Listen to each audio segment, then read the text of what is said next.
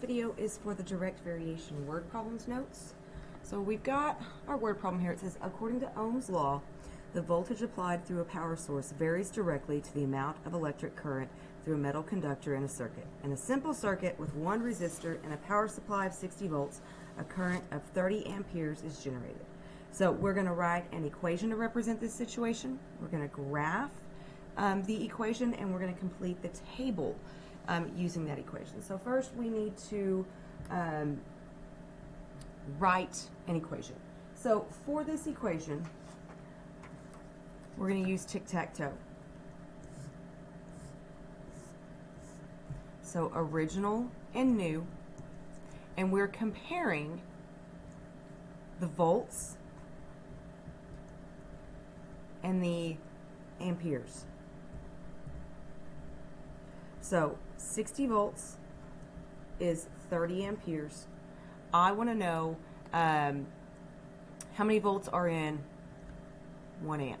So we're going to cross multiply. Oop, that should be 3, sorry.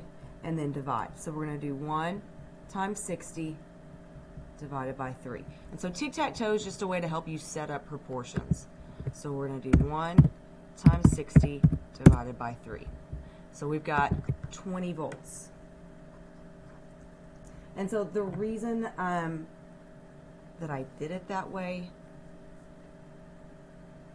let me see, is it says the voltage varies directly to the amount of current. So that means the voltage is your Y.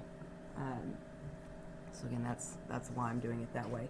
So our equation, what we got was a 20. So our equation is going to be Y equals 20x. The other thing that you can look at is here, voltage and current. Wherever your current or whatever's on your x-axis, that's where you want the 1 in direct variation.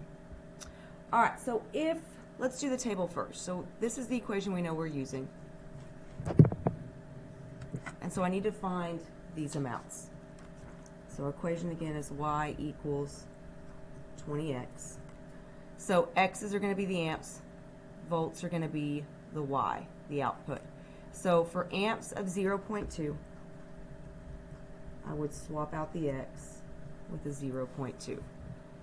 So 20 times 0.2 gives me a 4. Okay? To work backwards, we would switch out the y. So here the y is 8 equals 20x. So to solve this, you divide both sides by 20. So we would do 8 divided by 20, and we get 0.4. So when they give us the amps, we can just multiply that number by 20.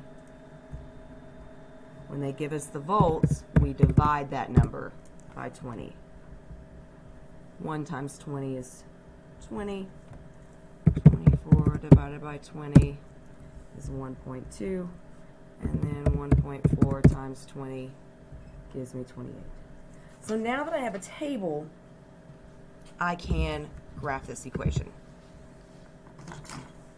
So we know there's a point at 0, 0. At 0.02, let's find good numbers to use. So let's see, because I can see here 3, 6, 9, 12. Those are my numbers along my y-axis. So I'm looking for those numbers here. Here's a 12. So at 0.6, we would have a point at 12. There's a 20.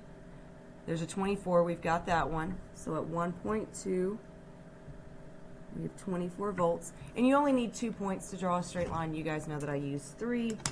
So once you have your points on your graph, draw a line to connect your points. Now the reason that this one doesn't go past 0, 0 is these are amounts of the domain and range again. The domain and range only makes sense for positive rational numbers, not negative rational numbers. So this says how much current would be generated if the power source was a 12-volt battery. So here's 12 volts, so we can use our table, or we could use our graph and find that point. So 12 volts, so here would be 0.6